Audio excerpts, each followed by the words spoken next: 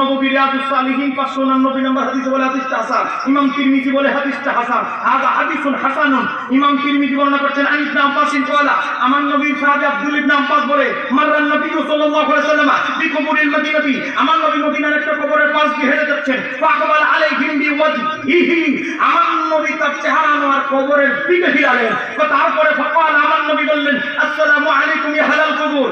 নবী যদি কবরের দিকে ফিরে জিয়ারত করে, নতুন ফতোয়ার আমদানি রপ্তানির দরকার আছে? কথা বলেন, দরকার আছে? এবার দেখেন আরেকটা দলিল দিচ্ছি আপনাদেরকে। ইক্তেদাউ সিরাতুল মুস্তাকিম, প্রথম খণ্ড 276 পৃষ্ঠায় ইবনে তাইমিয়া হাদিসটি লিখেছে। তা বলতেছেন নাকি? আজকে একজন লোক বের হয়েছে, আছে না? না আছে। কথা বলেন, আছে। এই লোক আপনাদের এলাকায় ওয়াজে দাওয়াত না পাইলেও ইন্টারনেটের মাধ্যমে আপনার বউর কাছে চলে গেছে, রুমালওয়ালা সাহেব। কথা বলে, কথা বলে, রুমালওয়ালা সাহেব বউ বসে আছে হালুয়া রুটি না বানায়া। সবে বরাতের দিন হালুয়া রুটি নাই। কি বলেন? ডক্টর সাহেব আহমদুল্লাহ বলেছে সবে বরাতে হালুয়া রুটি বেদা। অতএব আমি আটা গুল্লা ফতুয়া শুনে বসে আছে। ফেব্রুয়ারি 3 তারিখ সবে বরাত দেখবেন কিছু শায়েখের অন্ধভক্ত মহিলা হালুয়া রুটি বেদা, হালুয়া রুটি বানানো বন্ধ, আতর মেখে জুলুসে যাবে। বউ বলে, কই যাও তুমি? জশ্নে জুলুস, ঈদে মিলাদুন নবী। কি বলো? শায়েখ আহমদুল্লাহ ফতোয়া দিয়ে দিয়েছে ঈদে মিলাদুন নবী জশ্নে জুলুস বেদা। বেচারা কই বউ রে মোবাইল আইফোন কিনা দিয়া তার বিপদে না বললা, বউ দিকে আমারে ফতোয়া দেয়। অতএব আপনি আপনার স্ত্রীকে সিলেক্ট করে দিতে হবে, আহলে সুন্নাত ওয়াল জামাতের অমুক 20 জন আলেম আছে, অমুক 30 জন আলেম আছে, তাদের বক্তব্য শুনতে হবে।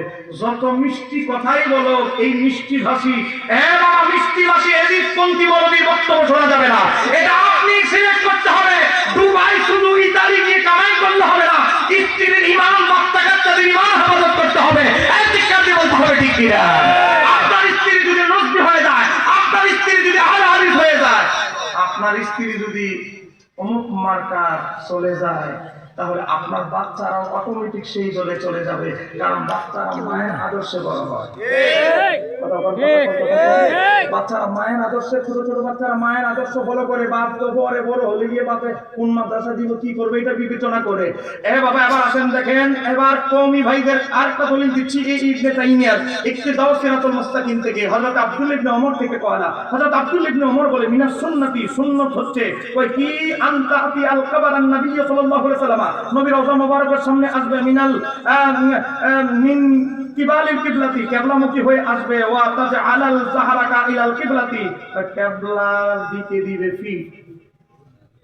একটু জোরে বলেন না সুবহানাল্লাহ।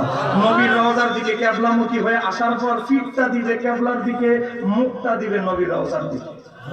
সুন্নাত বলতেছে কে? আমি না, আমি না, আমি না, আমার ভাই না, হযরত আব্দুল্লাহ ইবনে ওমর মুওয়াত্তা মালিক থেকে বলছে। মুওয়াত্তা মালিক বিশুদ্ধ হাদিসের কিতাব, মুওয়াত্তা মালিকের ভিতরে এসেছে।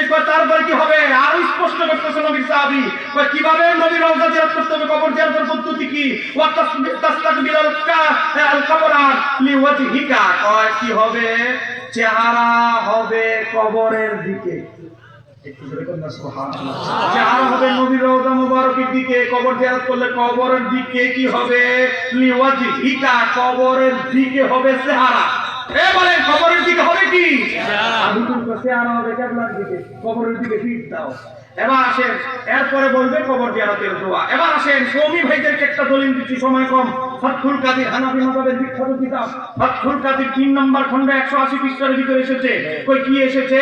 কই যারা বলে হযরতে ইমাম কামালউদ্দিন ইবনে হুমাম বলে আন্নাহু ইয়াকিফু মুস্তাকবিলাল কিবলাতি, তো যারা বলে কবরের দিকে কিবলামুখী হয়ে কবর জিয়ারত করবে, তো তাদের ফতোয়া কি? মারদুদুন, তাদের ফতোয়া প্রত্যাখ্যাত, বাতিল বাতিল বাতিল। একটু জোরে বলুন মারহাবা। আরেকটু জোরে বলতে হবে মারহাবা। ও আমার কওমি ভাই, আপনারা কেমন হানাফি? ফতহুল কাদির 2-3 নম্বর খণ্ডে 180 পৃষ্ঠার ভিতরে দারুল কুতুব এই নিয়ে ছাপায় আছে, যারা ফতোয়া দিয়েছে কবরের দিকে ফিরে মুনাজাত হবে, সেই ফতোয়া মারদুদুন মারদুদুন প্রত্যাখ্যাত, নির্জীবিত, বাতিল বাতিল।